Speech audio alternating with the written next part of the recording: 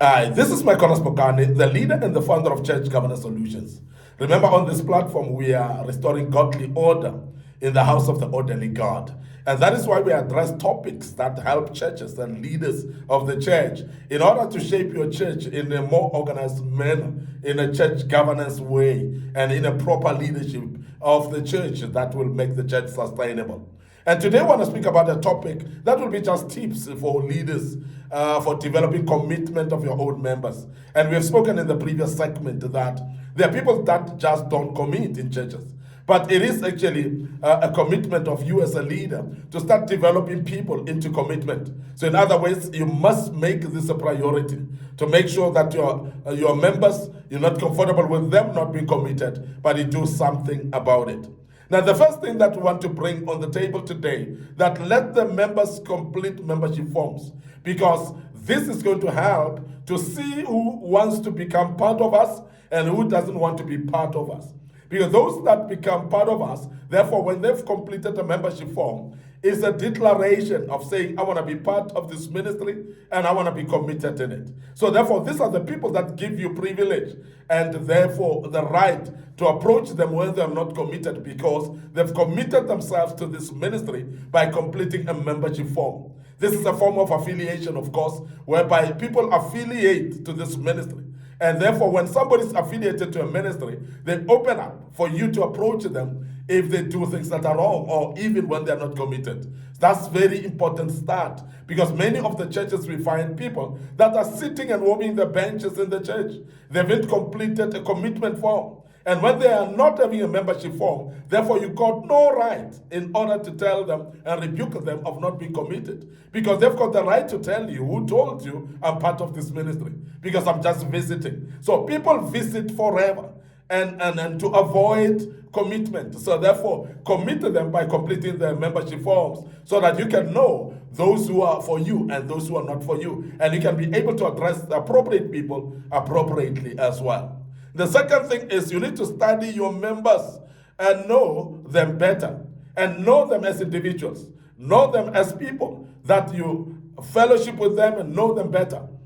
Know their backgrounds, know where they're coming from, know the type of people they are in personality and character, because the more you know your people, the more you know what is not well with them. Because sometimes it's because people are not too well and comfortable, that's why they're not committed. And we cannot judge the people's non-commitment, because sometimes when we don't know the people, we could be seeing people that are not committed, and we need to find that there's something bothering them in the church. And we want to emphasize as Church Governance Solutions that as a leader, you need to study your members better.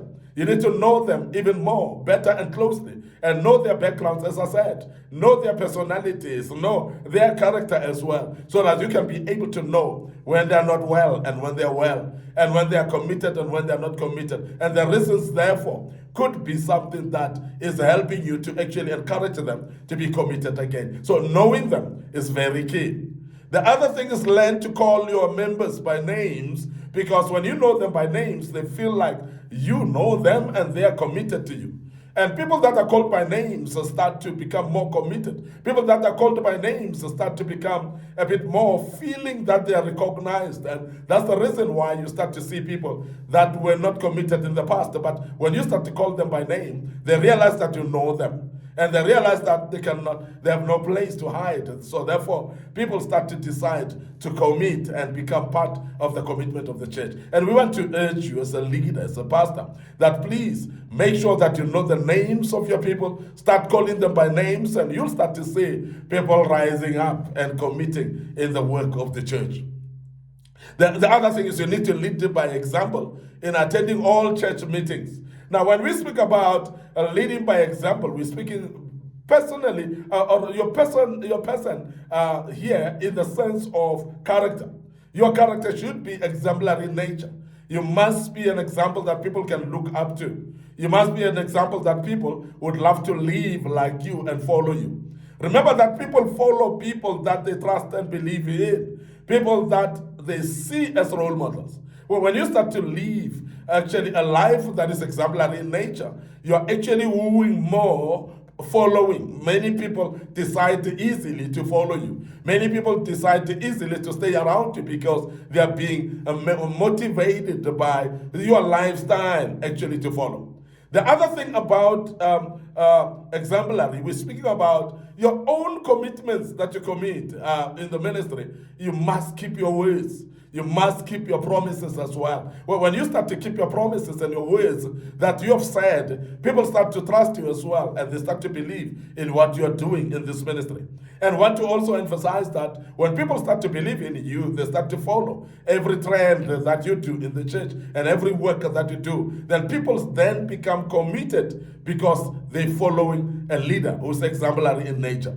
There are leaders that organize prayer meetings. They organize Bible studies and so on. They themselves don't attend. They organize crusades. They themselves don't attend. They organize occasions in their own churches, but they themselves don't attend. Because remember, that's exemplary for you to be there.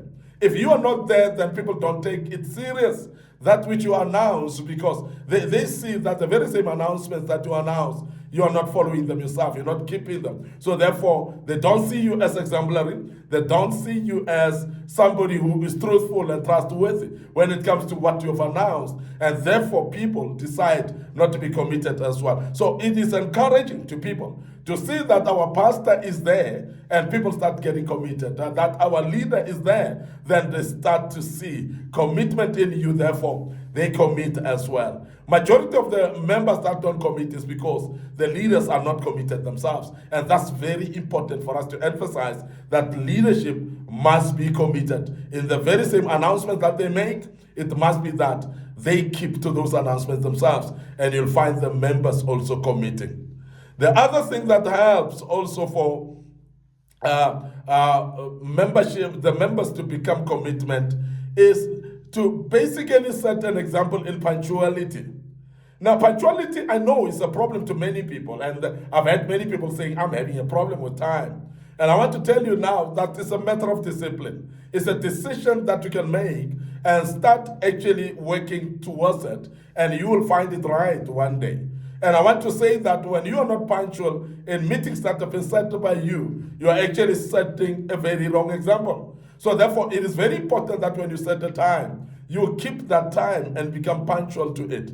Because lack of punctuality is lack of discipline. And lack of punctuality would really interpret into lack of commitment as well. And therefore, I want to emphasize that as a leaders, punctuality then becomes very important, because that will drive the commitment from your own members. And your members will start committing based on how punctual are you in the very same meetings that you've set up. And that becomes very important, that you are aligning your members to commitment of punctuality, because when they are punctual and the meetings will run in time, then you're going to encourage people that are not committed as well to start committing. And that is very important. So set an example in punctuality.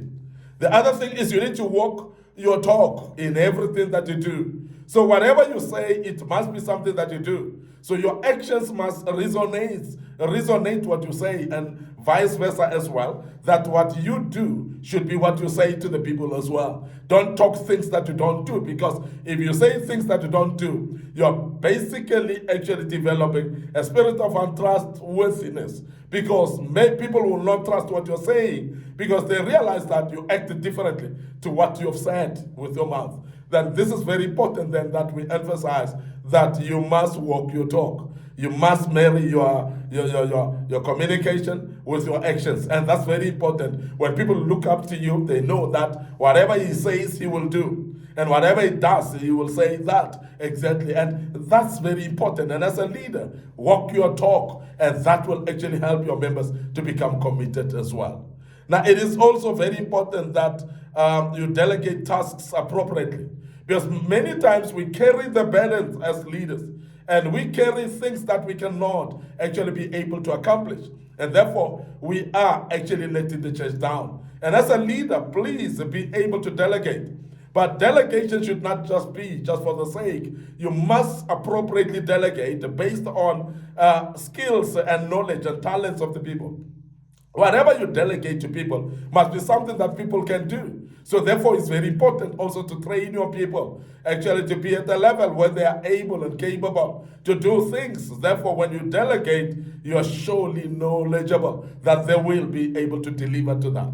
Because that discourages also members when you delegate them something that they cannot do, something that they are not capable to do. When you delegate that, you are actually killing them because you're making them to feel like a failure. And therefore, we are encouraging that as you delegate appropriately, it could be that it means that you must delegate the right work to the right people. And those that are skilled for the particular work, delegate. Don't hold the work for yourself, because as you do so, you are killing the church because you are actually slowing the progress. Because that which could be done by many other people, you're holding it with yourself, and therefore that delays the progress of that particular project. So we want to encourage you as a leader, we encourage you as a pastor to learn to delegate, and don't be actually somebody who is holding things and the know-it-all attitude.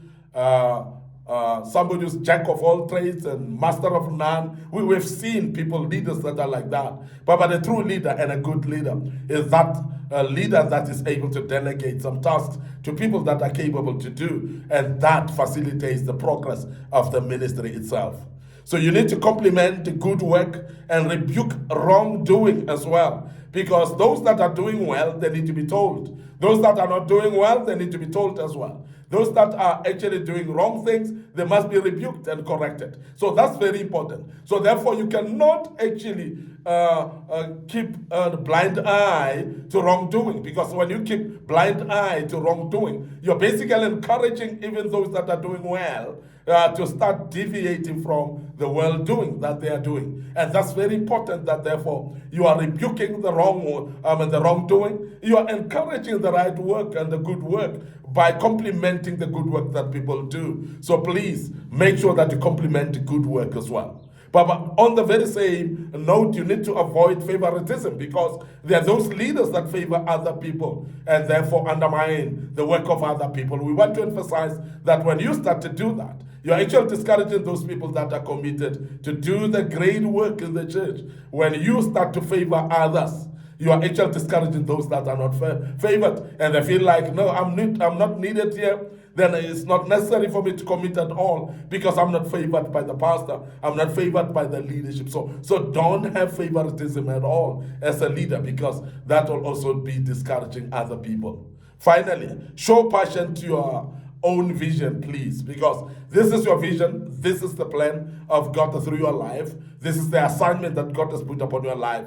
The passion that you put in is actually encouraging others, because people will not support any vision that the owner of the vision is not passionate about. So your passion is actually influential and very infectious as well to your own members. The more passionate you are, the more passionate the people will be to support you as well. And that is very key that we emphasize. And I hope that sinks deep in your life, and therefore you'll be passionate about the work that you do. I want to end up here today, your host, MIcornus Phokane. I'm the leader and the founder of Church Governance Solutions, and I believe that you've learned quite a bit out of this, and the good Lord will help you as you structure your church into the commitment of your own members. Before we check out, remember our social media platforms. Our Facebook page is Church Governance Solutions, and my personal Facebook page, of course, MIcornus Phokane. So like these pages, follow us there, and don't forget also our Instagram and our TikTok account under MIcornus Phokane as well. So like and follow us on those pages. Don't forget our YouTube channel as well. Our YouTube channel is under Young Men Empowerment Forum. So please subscribe to this YouTube channel. Share these platforms with your loved ones as well, because they are there to listen and they will learn out of this as well. Remember, on this platform, we are restoring godly order in the house of the orderly God, and we therefore teach leaders and their own churches in order to structure the church in a properly governed way. And we believe that your church shall never be the same. May the good Lord bless you until we meet again with another topic. Allow us to check out right here and say cheers for now.